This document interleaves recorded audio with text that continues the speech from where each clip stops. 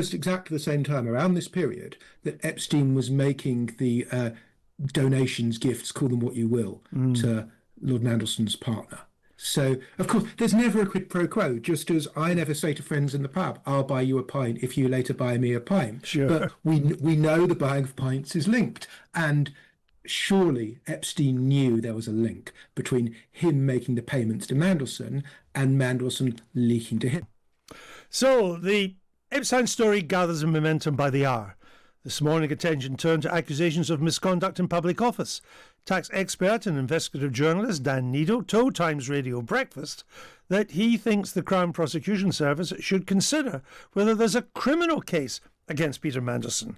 An email, which is part of the Epstein files, seems to show that the then Business Secretary was sending Epstein UK government documents, which could have benefited Epstein's rich clients in banking. Mandelson says he has no idea about the claims. He says he can't respond now to an interview because he's taking medical treatment. But Dan Neidle can respond, and he joins us now. Dan, what kind of documents are we talking about that could have been passed to Epstein and to Epstein's mates? So there's two emails in particular, Andrew. The first one is from June 2009. That's right at the point of the financial crisis where the bank's problems begun to cause problems for the real economy. And there was an email from Nick Butler, a special advisor to Gordon Brown, to a bunch of senior people at Number 10 and Peter Mandelson as business secretary.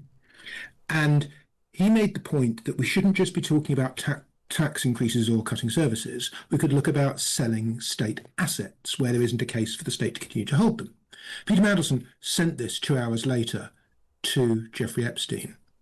And unless the emails have been faked, we know for sure that he did. We can see his name on it. And Jeffrey Epstein responded very quickly asking what saleable assets, what type of assets. Of course.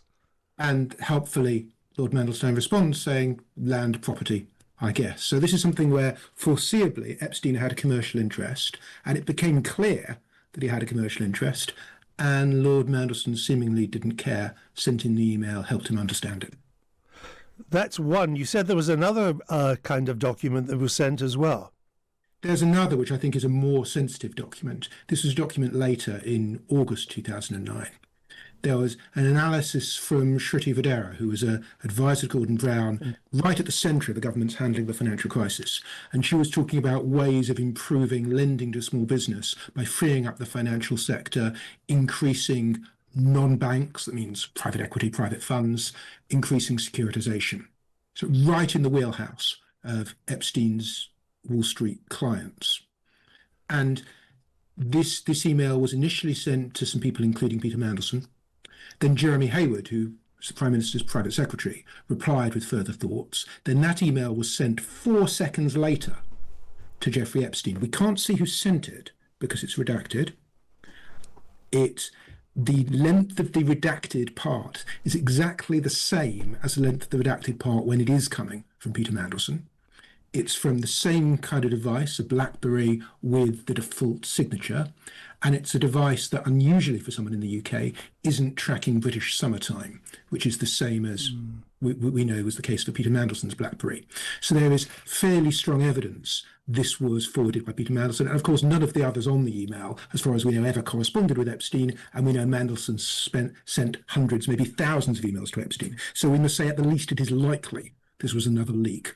By Peter Mandelson. I can't think who would bother to fake this kind of stuff to send it to Epstein and then let it lie fallow for 15, 16, 17 years. It doesn't really pass the smell test. But here we have what, on the face of it, looks like a British government minister at the heart of British government, party to all sorts of confidential information and government decision-taking, passing to a man who had already served time for having sex with an underage girl, and doing so, I would suggest, because it helped ingratiate himself with Mr. Epstein, because he knew this information would be useful to Epstein's rich pals.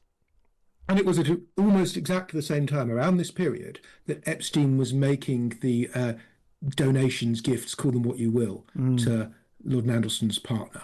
So, of course, there's never a quid pro quo, just as I never say to friends in the pub, I'll buy you a pint if you later buy me a pint. Sure. But we know the buying of pints is linked. And surely Epstein knew there was a link between him making the payments to Mandelson and Mandelson leaking to him. And of course, then it was only 3 months after the email was leaked that Lord Mandelson was lobbying against his own government and advising JP Morgan via Epstein to mildly threaten the Chancellor of the Exchequer to change government tax policy. This is all happening around the same time. The payments, the email leaks, I don't know what you call it, lobbying against your own government. A government minister advises the most powerful banker in the world to threaten the British government. If we put that in a script, Dan, it would be rejected as unbelievable. Did you see Nick Macpherson's comment on it earlier? No, the former Treasury Mandarin. Yes. So I think you have to translate everything that he says and then ramp it up 10 times to put it into human speak from Mandarin speak. But he says, Alistair Darling and the official treasurer were always aware investment banks had an inside track to number 10. But the brazen nature of that inside track is rather breathtaking. One quick final question, Dan. It's fascinating stuff, and I think just the beginning of all this. This surely there's at least on the face of it, this would seem like misconduct in public office. That is outside my legal expertise. I can tell you what you need to prove that. To prove it, you have to show that someone's a public officer. Clearly Mandelson was.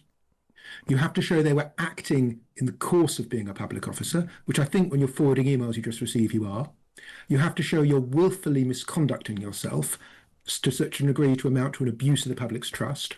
And you have to show that's without reasonable excuse or justification. Now, it's not my area, but it seems that someone who does have expertise, and hopefully someone at the CPS, should be thinking about this very carefully. Well, it's rather more important than whether or not Peter Mandelson stays in the House of Lords. Dan Neidle, thank you very much for marking our card on that. It's fascinating stuff. And to my mind, this is where the story is now going to go. Dan Neidle. Well, so much for Mandy. Let's talk about Andy. And let's speak to Kate Mansey, Times assistant editor and royal editor. Kate, given what we're now learning even more about Andrew, what options are now available to the king? I mean, has he not done all he can? Are there any further sanctions left? Well, that's it. I mean, you remember from last year when it emerged that Andrew had lied about the timescale of his friendship with Epstein. In that disastrous 2019 Newsnight interview, we were told he flew over to break off the friendship in person, and that was the last he'd seen of Epstein. But of course, now we know that there were emails back and forth between them for many years, in fact, after that. Now, when that became clear to the king, then they were pretty swift to act at the palace. Within weeks, he had his prince title removed, his Duke of York title. He was told that he would no longer be able to stay at Royal Lodge and had to forfeit the lease there to the Crown Estate. Now, wonder what more Charles could do to kind of sanction his brother, really. I mean, he hasn't been a working member of the royal family since shortly after that Newsnight interview in 2019. He has no more kind of royal styling, no more titles. He will be moving into reduced circumstances on a property at the King's Sandringham estate in Norfolk. The palace hope that's going to happen very soon in the coming weeks. But it's hard to see now what more the king can do, apart from perhaps to persuade Andrew to testify to US Congress. Now, I'm speaking to people around the palace who say that's very difficult because as a private individual, the king cannot compel his brother to do anything, really. And it really will be down now to Andrew's conscience. But given the fact that Andrew has never expressed any sympathy for the victims of Epstein or extended any sort of warm words towards them at all, it's unlikely that he's going to be putting himself out to do that. I would have thought the royal family's its heart would be in its hands at the prospects of Andrew Windsor, testifying before a congressional. I mean, we saw what happened on Newsnight. What would it be like in front of Congress? I mean, it's almost like Mr. Windsor is already in internal exile, is it not? He's kind of condemned to live on his own somewhere in the country. He can't be allowed out in public. He can't go to public events. He can't be seen anywhere. it's a pretty miserable existence for him, I would have thought now. Well, yeah, we see him horse riding around the Windsor estate. Shortly before Christmas, towards the end of last year, he had his shotgun license taken away because he's a keen huntsman. So now, presumably, he has to go on an organised shoot to do that. It is interesting to see how things are going to go. He's turning 66 later this month, but it's going to be sort of party for one territory, I think, Andrew, because he wasn't there at the Christmas with the royal family. After he stepped down from royal duties, it was still very much the message from the palace was he's still part of the family, come what may, and he was still invited to private family events. He still went to the Order of the Garter on Garter Day, and he attended the private lunch, even though he didn't take part in the public procession. Well, now that's all gone as well. He does still have some loyal friends, I'm told.